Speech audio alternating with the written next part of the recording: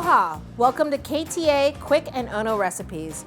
My name is Chef Leanne Wong, and today we're going to be making a zucchini quiche with potato crust. Combine the potato, granulated onion, granulated garlic, flour, half teaspoon of salt, an 1/8 teaspoon of black pepper, melted butter to make the crust, and press it into a well-greased 9-inch pie plate.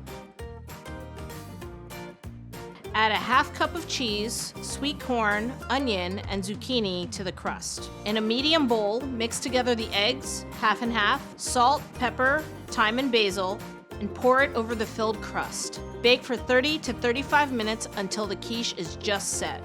Remove from the oven and top with the remaining 1/4 cup of cheese. Place the quiche back in oven for 5 minutes more until the cheese melts and begins to color. For this recipe and more, visit ktasuperstores.com/recipes.